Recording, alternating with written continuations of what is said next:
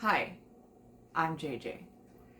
If you loved Sinners as much as I did, I saw it in the theater 3 times and immediately went home after the first time and researched as much as I could about different concepts and themes within the book, and also was trying to find, or within the movie, sorry, book channel, and tried to find other books that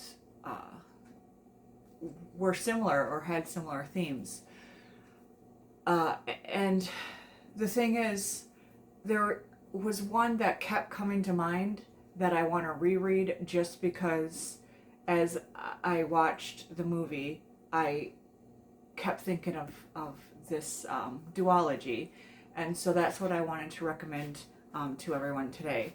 And I had already talked about it briefly on my channel, a previous video for just random recommendations of books I loved, but I feel like it deserves its own separate video, especially in connection with Sinners movie. So it's a duology, Dread Nation by Justina Ireland. So there's Dread Nation and The Deathless Divide. Both of these books are fabulous. I love the covers for both. And so, unlike Sinners, this actually has zombies instead of vampires. And so it still deals with the same themes when you think of classics and how monsters in literature, whether they were vampires, zombies, different scary things in the night, were about corruption and loss of innocence. In Sinners, it was more used as not just the loss of innocence, because they had already, they were, they had already gone through Jim Crow and slavery and racism and all that. So it's not like it needed to be a loss of innocence. And so I read it more as the corruption here wasn't in their innocence, but as with their culture. And so, with the vampires trying to steal from them, trying to assimilate them, trying to just, take. And that's what zombies tend to do in these books. Is it's about the corruption of culture. So when the Civil War ended and all the people dead on the battlefields in this version of the books, they rose from the dead as zombies. And now all these newly freed, formerly enslaved people, they don't know what to do with them, so they have schools there where they train them to be their zombie killers. So once again, they're basically cannon fodder to protect the white people in the country. And so the other themes within this book that are similar are the fact that so one of the characters is white passing. She,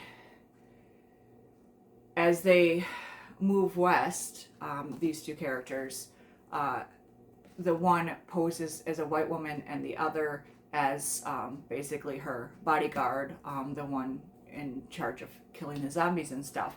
And so this deals a lot more than Sinners did with the trying to pass mentality and what it does to her as a person, where she's not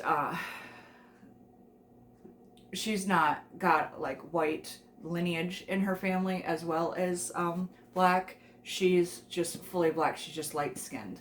And so she is terrified of the white culture she has to try to present herself to. But she also doesn't fully fit in with the Black culture, just because until they know her, their immediately take on her is that she's white. And so she has to constantly prove herself to her own people, but also she has to hide those parts of herself she wants to embrace and she wants to understand and she wants to be recognized. She has to hide all that just to survive, and try to be white. And another similar theme that this series does is the Asian community. This is not in the South, which is when Sinners is, but as they move west in San Francisco and stuff, they come across the Asian communities there. And it shows the different racial imbalances and stuff, because you have the Asian communities there who are hierarchy, just a little bit above, obviously above the blacks, but still not associated and not recognized by the whites. So there's this kind of similarity to what Grace and her husband in the Sinners movie had to deal with. And so there was just so many thematic similarities that I just kept coming back to this book over and over, and the way that they deal with their loss of self, their loss of their innocence, the trying to assimilate into the culture, trying to continuously just survive this onslaught of whiteness, especially racism.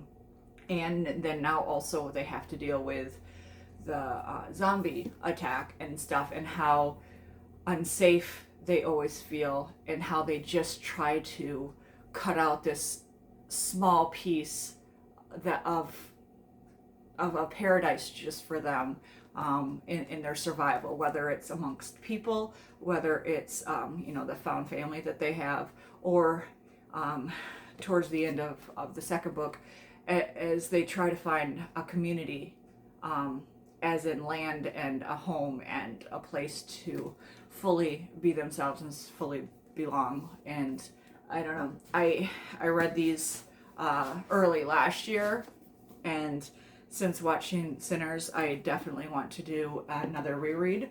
I may try to do it closer to October, just so I can have like the horror haunted feeling, but I definitely recommend those books.